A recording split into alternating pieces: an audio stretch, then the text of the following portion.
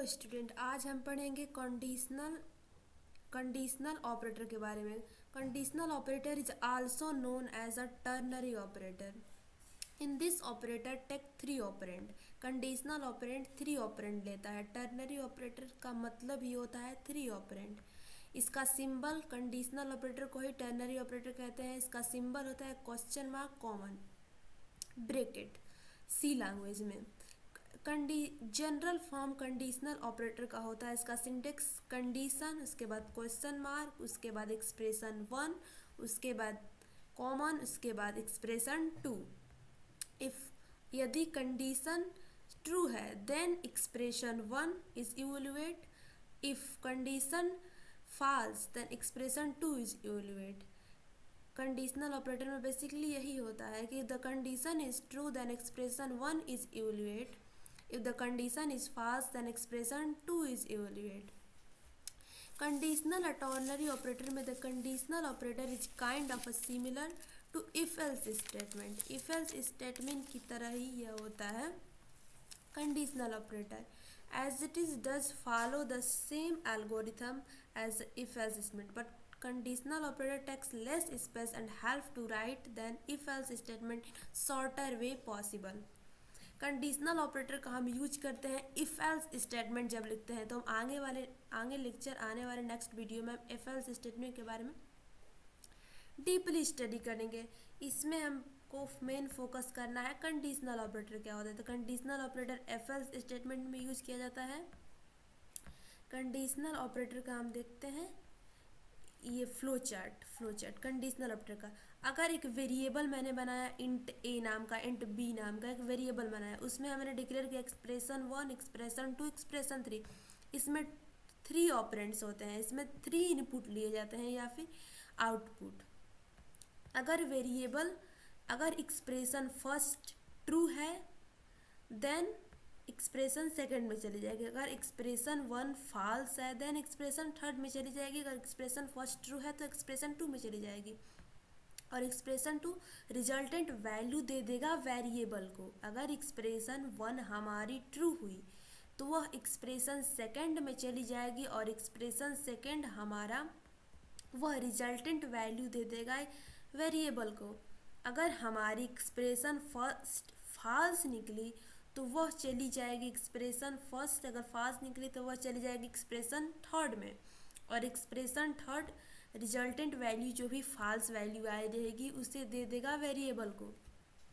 तो बेसिकली यही सिंटेक्स होता है और यही इसका फ्लो चार्ट है फॉर कंडीशनल ऑपरेटर या फिर टर्नरी ऑपरेटर का। कि अगर इसमें हम थ्री ऑपरेंड लेते हैं, अगर फर्स्ट ऑपरेंड हमने एक वेरिएबल को डिक्लेयर किया, अगर फर्स्ट एक्सप्रेशन या फिर फर्स्ट कंडीशन अगर ट्रू निकली तो वह दे देगा एक्सप्रेशन टू को और एक्सप्रेशन टू रिजल्टेंट वैल्यू दे देगा। अगर फर्स्ट एक्सप्रेशन फॉल्स निकली तो वह अपना फॉल्स कंडीशन दे देगा एक्सप्रेशन थर्ड को और एक्सप्रेशन थर्ड उसको रिजल्टेंट वैल्यू वेरिएबल को दे देगा।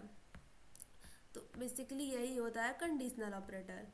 उसके बाद इसका सिंटेक्स हमने पढ़ लिया। सिंटेक्स इसका यही होता है वेरिएबल एक्सप्रेशन फर्स्ट होगा, एक्सप्रेशन सेकेंड, एक्सप्रेशन थर्ड। उसके बाद हम पढ़ेंगे इसका वर्किंग क्या होता है।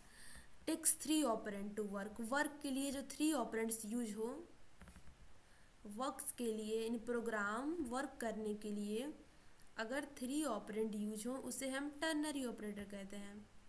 इसका वर्किंग क्या है, एक्सप्रेशन फर्स्ट का वर्किंग क्या है, is to condition to be evaluate. यह कंडीशन फर्स्ट इवैल्यूएट कराता है कंडीशन को। If the condition expression one is true then expression two is execute.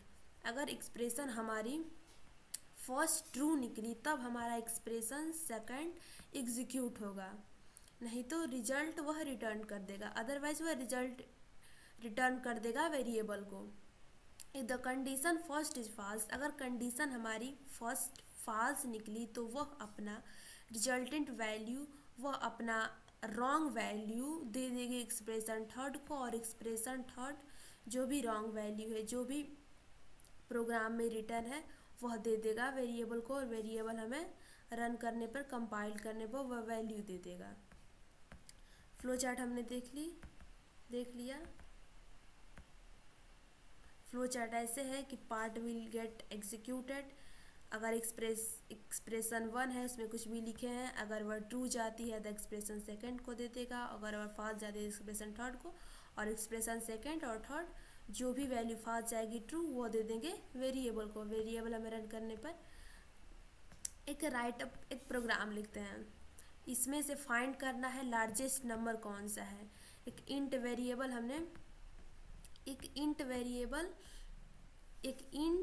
m नाम का वेरिएबल हमने 5 डिक्लेयर कर लिया।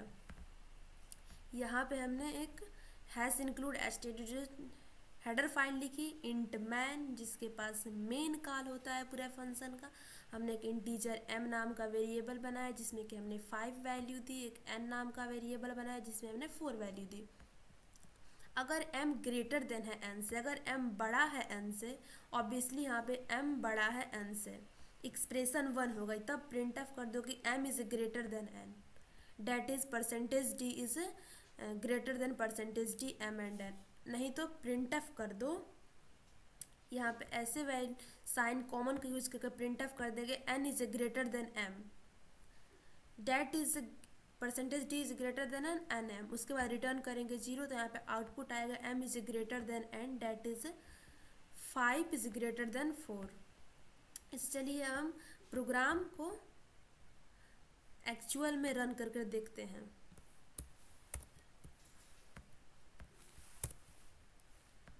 यहाँ पे हम रन करेंगे प्रोग्राम को, यहाँ पे हैश लगा लेंगे, यहाँ पे हम हैश लगाएंगे, hash include stdio.h int man. उसके बाद यहाँ पे हमने इंट मैन डिक्लेयर किया, वही सेम। अब रन करते हैं, देखते हैं क्या होता है। यहाँ पे m को दे देगा ग्रेटर देन n से, क्योंकि m ऑब्वियसली बड़ा है n से, m बड़ा है n से, that is m is greater than 4।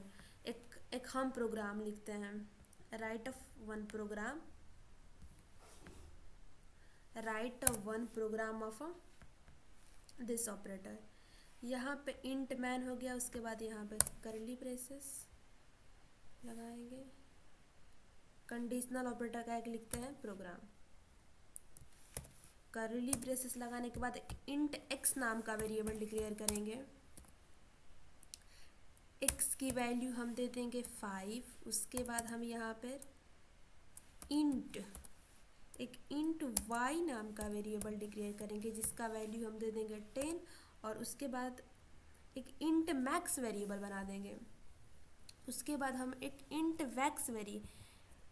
Max variable बना देंगे, यहाँ पे रिटर्न करेंगे इंट मैक्स नाम का वेरिएबल डिक्लेयर कर देंगे। उसके बाद मैक्स इज इक्वल्स टू कर देंगे, हम मैक्स को कर देंगे x is greater than y, x is greater than y, x is greater than y। उसके बाद हम यहाँ पे क्वेश्चन मार्क यूज करेंगे as sign of ternary operator. Ternary operator का सिंबल है, उसे हम यूज करेंगे क्वेश्चन मार्क। उसके बाद हम फिर हम x कॉमन के यूज करेंगे, उसके बाद y लिखेंगे, उसके बाद सेमी कॉलन इंटर दबाएंगे। उसके बाद फिर प्रिंट एफ करेंगे max is equals to percentage d backslash n। उसके बाद मैक्स जो वेरिएबल है उसे डिक्लेयर कर देंगे। उसके बाद हम लिखेंगे यहाँ पे एक फिर बनाएंगे x वेरिएबल जो कि जिसको 15 वैल्यू को देंगे, x बनाएंगे जिसे एक 15 वैल्यू देंगे। उसके बाद एक y बनाएंगे जिसे हम 20 वैल्यू देंगे। उसके बाद फिर max is equals to declare करेंगे,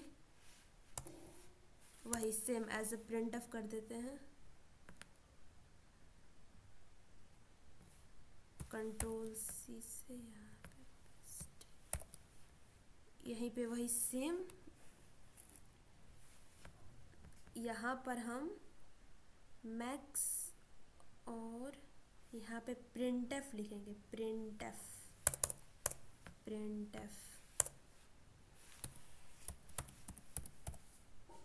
printf वही सेम, x की वैल्यू हमने यहाँ पे एंटर मारेंगे, x की वैल्यू 15 ली, y की वैल्यू 20 ली, उसके बाद परसेंटेज डी मैक्स किया, उसके बाद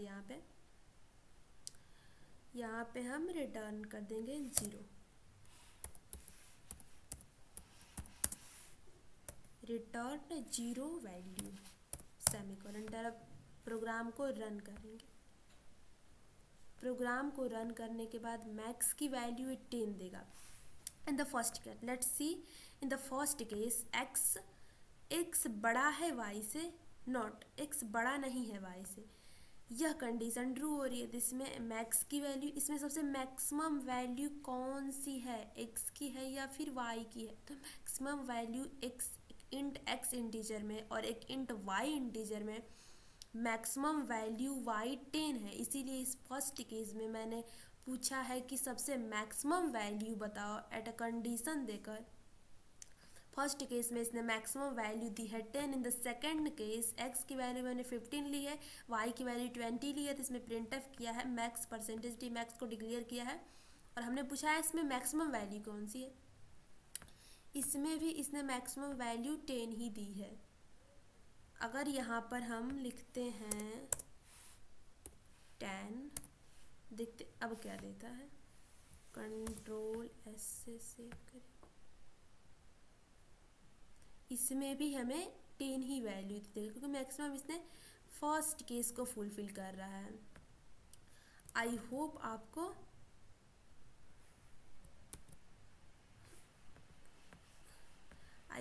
टर्नरी ऑपरेटर पूरा समझ में आया होगा और उसका कैसे वह टर्नरी ऑपरेटर में 3 ऑपरेंड होते हैं, expression first, expression second, expression third, और उसने कैसे सिंबल यूज किया जाता है, प्रोग्राम हमने लिख के दिखाया।